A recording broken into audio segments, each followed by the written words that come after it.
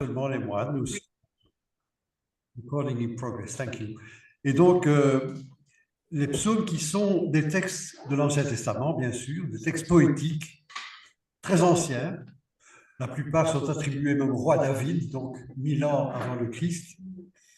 Et donc, des textes qu'on pourrait dire un petit peu dépassés par le temps, mais pas du tout. Ils restent d'actualité. Donc, c'est sur un de ces psaumes que je voudrais m'arrêter avec vous aujourd'hui, c'est le psaume 41, auquel j'ajoute le psaume 42 qui, à mon avis, forme une unité avec le psaume 41.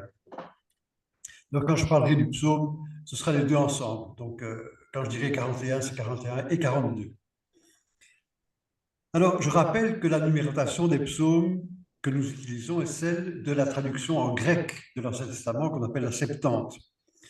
Elle est légèrement décalée par rapport à la version hébraïque parce qu'elle a regroupé les psaumes 9 et 10. Et donc, quand nous lisons psaumes 41 et 42, dans la Bible hébraïque, c'est 42 et 43. Mais c'est un détail.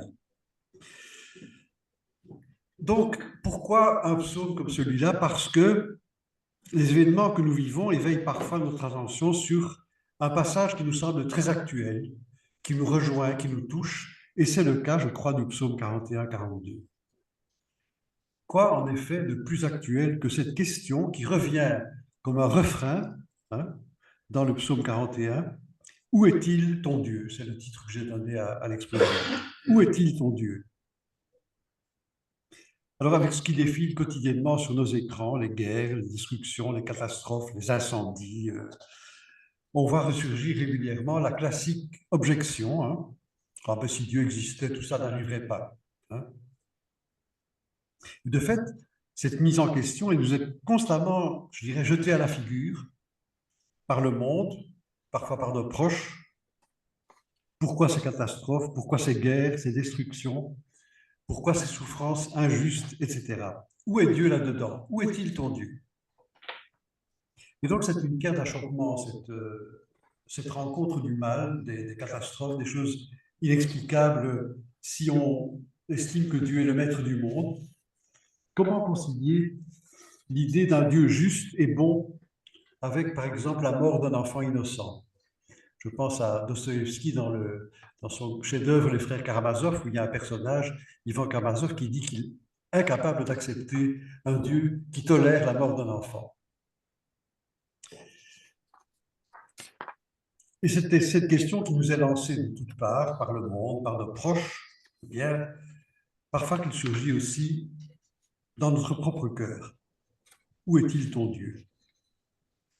Quand je suis dans l'obscurité, dans la tentation, dans l'incompréhension face au mal et à la souffrance, il m'arrive aussi que mon cœur crie « Où es-tu, Seigneur?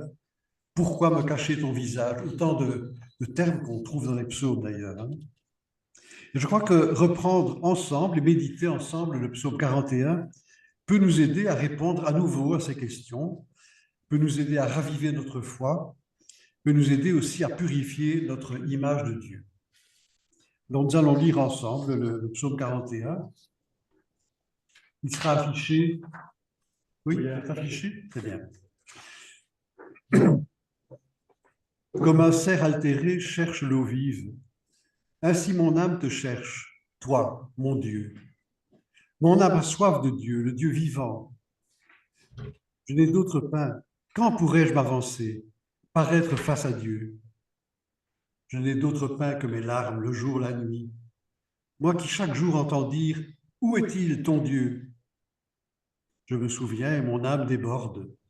En ce temps-là, je franchissais les portails. Je conduisais vers la maison de mon Dieu la multitude en fête, parmi les cris de joie et les actions de grâce. Pourquoi te désoler, ô mon âme, et gémir sur moi? Espère en Dieu. De nouveau, je rendrai grâce. Il est mon Sauveur et mon Dieu. Si mon âme se désole, je me souviens de toi. Depuis les terres du Jourdain et de l'Hermon, depuis mon noble montagne. L'abîme appelant l'abîme à la voix de tes cataractes, la masse de tes flots et de tes vagues a passé sur moi. Au long du jour, le Seigneur m'envoie son amour, et la nuit, son chant est avec moi. Prière au Dieu de ma vie. Je dirai à Dieu, mon rocher, pourquoi m'oublies-tu? Pourquoi vais-je assombri, pressé par l'ennemi? Outragé par mes adversaires, je suis meurtri jusqu'aux os. Moi qui chaque jour entends dire, où est-il ton Dieu? Pourquoi te désoler, ô mon âme, et gémir sur moi? Espère en Dieu. De nouveau, je rendrai grâce. Il est mon sauveur et mon Dieu. Rends-moi justice, ô mon Dieu, défends ma cause contre un peuple sans foi. De l'homme qui ruse et trahit, libère-moi. C'est toi, Dieu, ma forteresse. Pourquoi me rejeter? Pourquoi vais-je assombrir, pressé par l'ennemi? Envoie ta lumière et ta vérité, qu'elle guide mes pas, et me conduise à ta montagne sainte jusqu'en ta demeure. J'avancerai jusqu'à l'autel de Dieu, vers Dieu qui est toute ma vie, toute ma joie. Je te rendrai grâce avec ma harpe, Dieu, mon Dieu. Pourquoi te désoler, ô mon âme, et gémir sur moi? Espère en Dieu. De nouveau, je rendrai grâce. Il est mon sauveur et mon Dieu. Ce psaume 41 nous présente un chemin spirituel à partir de cette question qui m'est lancée, qui m'assaille. Où est-il ton Dieu? Question qui peut venir de l'extérieur ou de l'intérieur. Comment puis-je retrouver ma confiance en Dieu? Comment puis-je raviver ma joie, ranimer mon espérance? Alors, comme tous les psaumes, celui-ci part d'une situation historique concrète et même sans doute de l'expérience personnelle d'un homme. Mais, comme tous les psaumes également, il est un cri d'humanité dans lequel nous pouvons nous reconnaître et dans lequel nous pouvons nous glisser, quel que soit notre environnement historique et humain. Je vous cite ici un petit passage d'un auteur, un grand théologien jésuite, le père Paul Beauchamp, qui écrit à propos de la prière chrétienne des psaumes. Il dit ceci: en prononçant depuis des siècles la prière d'Israël, les chrétiens reconnaissent que ce peuple a su parler comme témoin de toute l'humanité. Choisi pour cela, il est allé chercher un cri très loin en amont de nous et aussi de lui-même. Par le cri des psaumes, nous sommes rapprochés de tous nos ancêtres humains et ils le sont de nous. Le psaume est un cri en amont de nous, c'est-à-dire le cri de tout homme. Et c'est pourquoi, même si un psaume est marqué par les circonstances lointaines de sa composition, il nous rejoint. Il nous touche parce qu'il exprime des émotions, des pensées, un sentiment religieux qui sont de tous les temps. Alors, quel est le contexte historique et humain de ce psaume 41-42? Les exégètes le présentent généralement comme la prière d'un lévite, un lévite exilé. Un lévite, c'est un descendant de la tribu de Lévi, un membre de la tribu sacerdotale. En réalité, dans le concret, c'est souvent un prêtre auxiliaire associé au culte du temple à Jérusalem. Et donc voilà que ce lévite est exilé au milieu des païens. On est au VIe siècle, avant le Christ. Israël est en exil à Babylone. Et dans ce contexte, on se moque de lui. Où est-il ton Dieu? Et le psaume 41 est la prière, le cri de cet homme. Alors, ne sommes-nous pas aussi, nous, d'une certaine façon, dans la même situation spirituelle? Nous voulons servir le Seigneur et nous sommes comme exilés dans un monde qui refuse Dieu et qui nous regarde de haut et qui nous dit: où est-il ton Dieu? Alors nous allons d'abord essayer de voir quelle est la structure de ce psaume. On peut afficher la structure? Vous avez sur le papier, au verso de votre papier. Excusez-moi.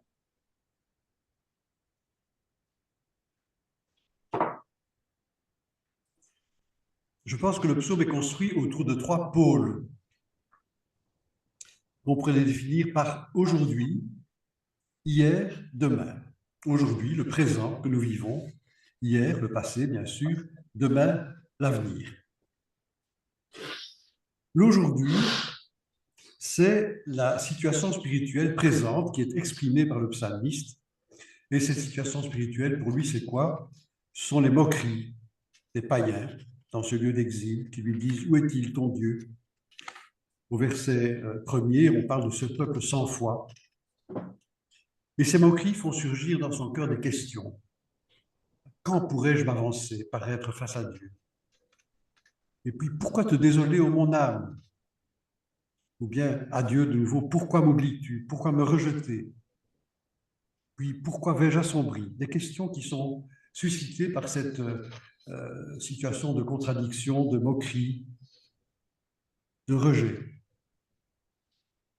Et tout cela explique l'état d'âme du psalmiste qui est exprimé dans les versets introductifs. Cet état d'âme, c'est quoi? C'est une soif, un désir. Mon âme te cherche. Mon âme a soif de Dieu. Ça, c'est la situation d'aujourd'hui, le présent du psalmiste. Il y a le passé, hier. C'est le souvenir du temps où le prêtre conduisait le peuple dans le temple, donc le lévite. Hein. Je me souviens, je me souviens. En ce temps-là, je franchissais les portails. Je conduisais vers la maison de mon Dieu la multitude en fête. Ce passé, c'est aussi le temps où la présence du Seigneur était claire. Si mon âme se désole, je me souviens de toi. Ta mémoire est là. Et le passé, c'est enfin l'évocation discrète de l'épreuve qui a été vécue par le psalmiste, l'épreuve notamment de l'exil, bien sûr. La masse de tes flots et de tes vagues a passé sur moi. Et puis il y a l'avenir, demain. Et cet avenir, il est évoqué par l'exhortation que le psalmiste s'adresse à lui-même à plusieurs reprises, qui vient comme un refrain dans le psaume à 3 reprises. Espère en Dieu, espère en Dieu.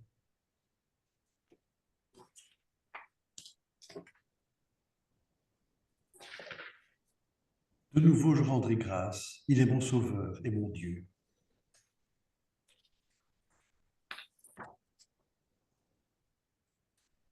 Hier, le souvenir des bons moments. Aujourd'hui, la situation difficile de rejet, de contradiction. Et demain, cette espérance qui doit revenir. Nous allons parcourir maintenant le psaume verset par verset et essayer de découvrir ce qui est alors peut-être l'interpellation qu'il peut nous adresser. Je termine avec l'avenir parce que je n'ai pas terminé là-dessus. Cet avenir, donc, qui est exprimé dans la prière, espère en Dieu, c'est l'objet de la prière du psalmiste, c'est sa demande. Hein. Je dirai à Dieu, mon rocher, pourquoi m'oublies-tu? Rends-moi justice, ô mon Dieu, défends ma cause. Envoie ta lumière et ta vérité. Donc, toute cette situation, il est appelé à adresser des demandes à Dieu pour retrouver son espérance. Et ce cri est nourri par l'espérance, et il fait naître dans le cœur du psalmiste une assurance, une confiance renouvelée. De nouveau, je rendrai grâce. Si on observe versets 6, 12, etc. Et donc, je peux faire confiance parce que ce que Dieu a donné dans le passé, il le donnera encore. J'avancerai jusqu'à l'autel de Dieu. J'avais mené le peuple vers le temple avant mon exil. De nouveau, j'avancerai jusqu'à l'autel de Dieu. Donc voilà le mouvement global du psaume, aujourd'hui, hier, demain. Alors, point important, ce mouvement s'articule, me semble-t-il, autour d'un centre, comme un pivot, si vous voulez, un axe qui se situe au milieu du psaume, c'est le verset 9. Au long du jour, le Seigneur m'envoie son amour. Au long du jour, le Seigneur m'envoie son amour, et la nuit, son chant est avec moi. Prière au Dieu de ma vie. Au long du jour, le Seigneur m'envoie son amour, c'est-à-dire cette réalité durable, éternellement vraie de l'amour de Dieu. L'amour du Seigneur, il est pour aujourd'hui, il est pour hier, il est pour demain.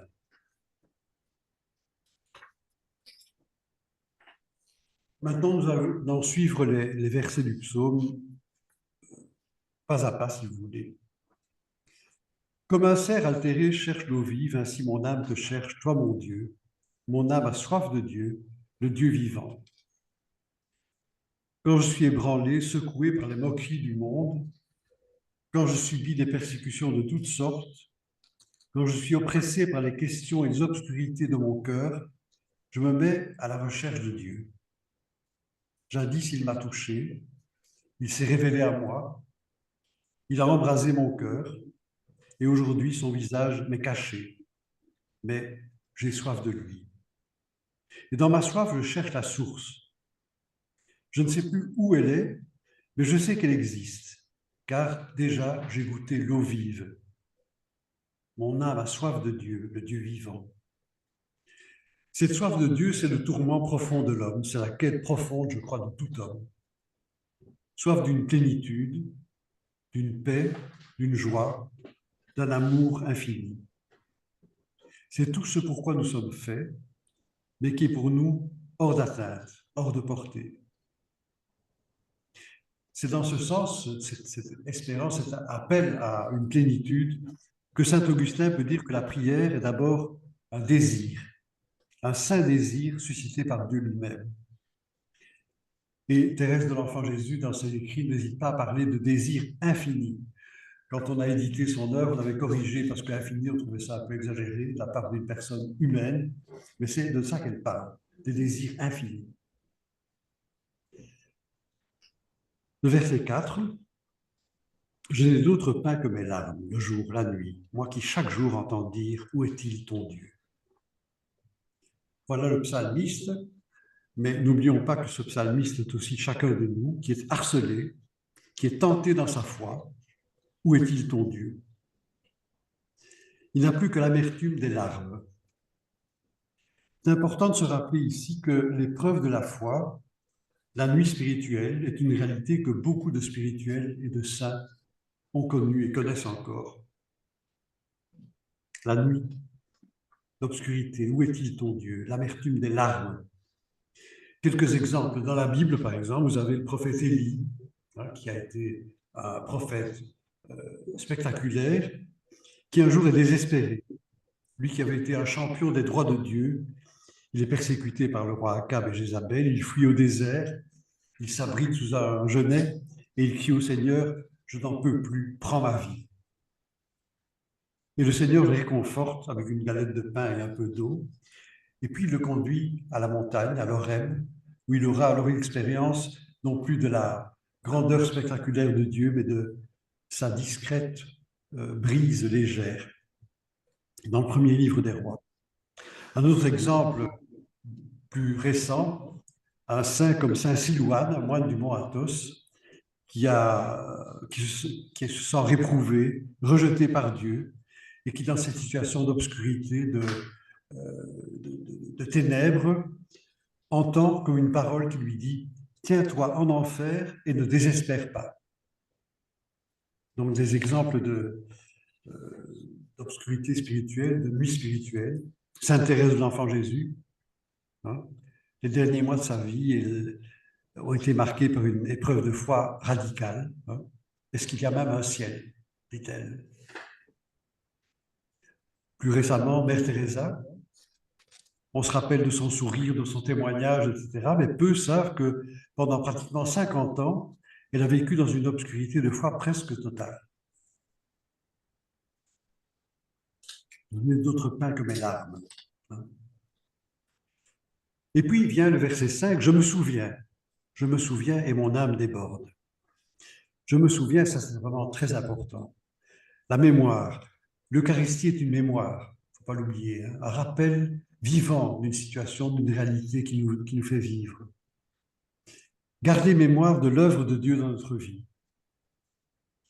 Les pères du désert se donnent pour but de vivre dans le souvenir de Dieu.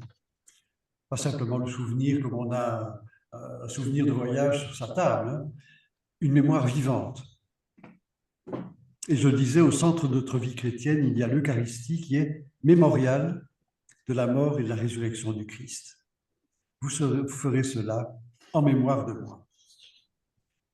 Se souvenir, faire mémoire, c'est justement ouvrir la porte à l'espérance, au retour de l'espérance.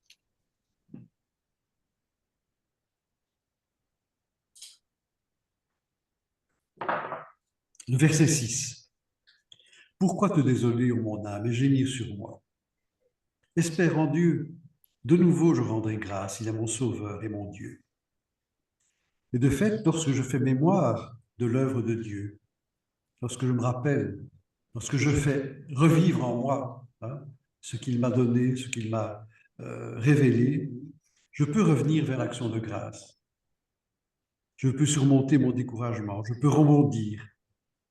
Et je peux même affronter l'hostilité du monde. Où est-il ton Dieu? Oui, eh bien, il est là. Je peux me détourner de moi. Pourquoi te désoler? Le verbe utilisé par le texte, littéralement, c'est se replier. Pourquoi te replier, te fermer sur toi-même? La conversion, c'est précisément s'ouvrir, se détourner de soi-même pour se tourner vers Dieu, c'est laisser me rejoindre. Il est mon sauveur et mon Dieu. C'est moi qui l'appelle à la conversion.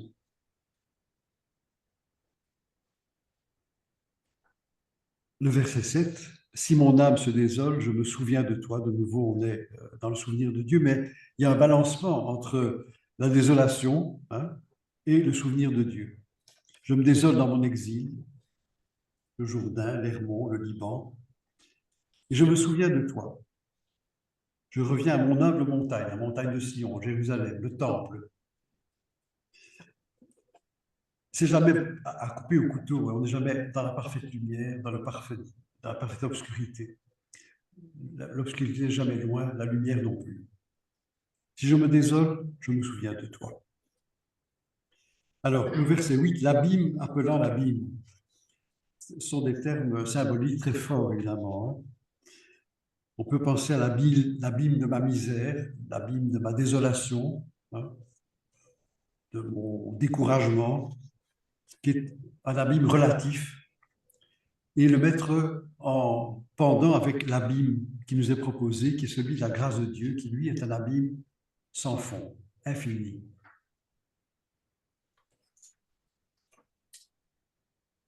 Et dans la suite de ce verset 8, on a une série de symboles négatifs, selon en tout cas la symbolique biblique, hein, le symbole qui exprime l'épreuve à laquelle nous sommes soumis, l'abîme, les cataractes, les flots, les vagues. Mais on verra plus loin dans le psaume apparaître des symboles positifs. Alors maintenant, le verset central, à mon avis, du texte, le verset 9. Au long du jour, le Seigneur m'envoie son amour.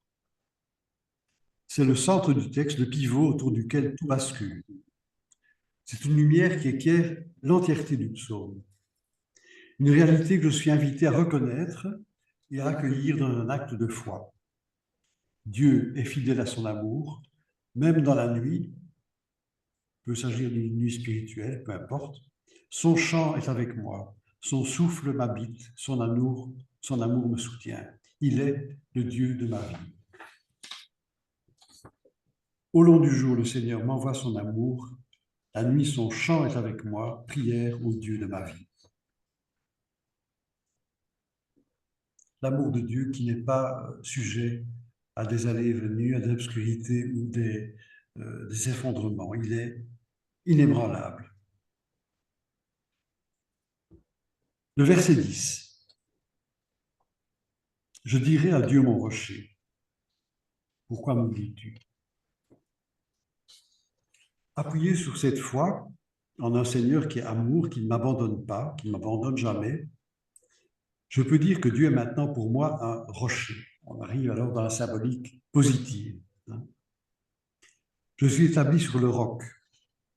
Et pourtant, le trouble et l'obscurité reviennent à la charge. Dans le psaume, les plaintes reviennent encore à deux reprises, comme un écho. Pourquoi m'oublies-tu? Pourquoi vais-je assombri, pressé par l'ennemi? Pourquoi me rejeter? Pourquoi vais-je assombri, pressé par l'ennemi? Reviennent régulièrement. Donc, on a beau être établi sur le roc, ce n'est pas encore la stabilité définitive. Le trouble peut revenir, mais je dirais le climat spirituel a changé. Je sais que Dieu m'envoie son amour jour et nuit. Il est pour moi un rocher, une forteresse face à nos adversaires. Et en effet, à partir du verset 10, puis surtout du verset 3 du psaume 42, les symboles positifs vont s'accumuler.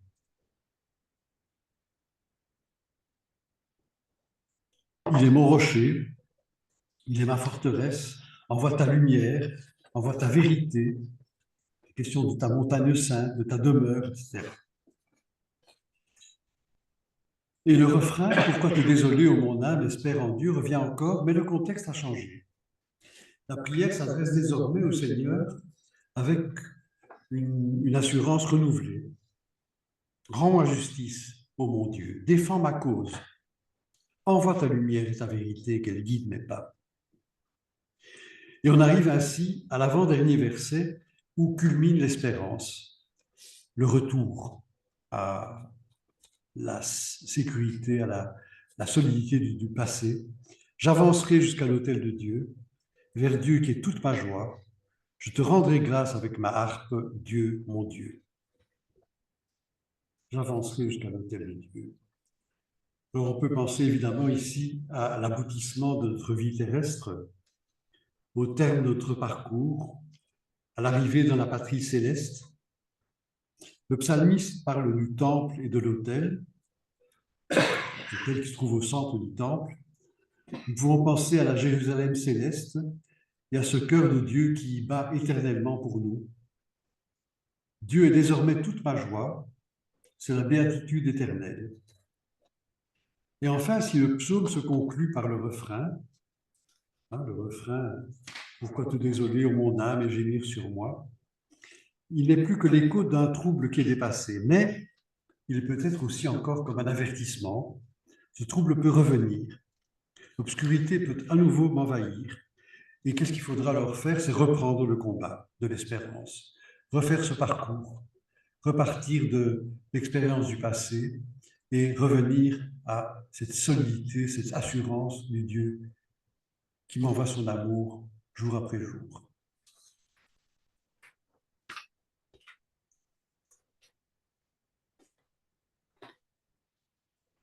Qu'est-ce qu'on peut tirer comme conclusion, comme enseignement pour nous? D'abord, évidemment, le fait que les épreuves de foi, les contradictions extérieures, les tentations de la foi sont des réalités normales, je dirais, dans une vie chrétienne.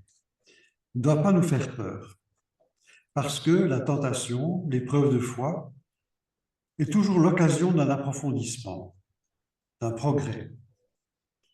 Pas oublier que Jésus a, je dirais, enraciné son ministère, son enseignement dans un début de tentation majeure, de tentation au désert. Et donc, essayer de se servir des épreuves et des tentations pour faire mémoire de ce que Dieu a fait dans ma vie, tellement important, la mémoire. Je me souviens et mon âme déborde. Crier vers lui avec force. Mon Dieu, pourquoi m'oublies-tu? Viens à mon secours. Aussi avec confiance. Et puis, refaire cet acte de foi. Au long du jour, le Seigneur m'envoie son amour. Je ne le ressens peut-être pas, j'ai peut-être l'impression qu'il est loin de moi, mais je fais cet acte de foi. Au long du jour, le Seigneur m'envoie son amour. Et alors, réveiller l'espérance dans mon cœur. L'année jubilaire qui s'ouvre est placée sous le signe de l'espérance. Et je crois que c'est une vertu fondamentale qui nous est demandé d'entretenir. Et puis, témoigner, même dans l'obscurité. Je conduirai vers la montagne sainte la multitude en fête. Et puis alors, avoir recours à la parole de Dieu, et en particulier les psaumes, pour relire les événements, pour exprimer ma prière, pour me couler dans l'intercession de l'Église, dans la communion des saints. Les psaumes sont là à notre disposition. Nous les prions souvent un peu, je dirais, d'une manière machinale. On ne les écoute pas beaucoup à la messe. Il y a un psaume qui est chanté, c'est une espèce d'intermède secondaire. Même si on écoute les lectures, c'est déjà pas si mal. Donc les psaumes peuvent être vraiment une ressource, je pense, pour alimenter notre vie de foi, et particulièrement ce psaume 41-42, qui je crois est vraiment un modèle de parcours spirituel qui nous rejoint, dans lequel on peut vraiment se plonger.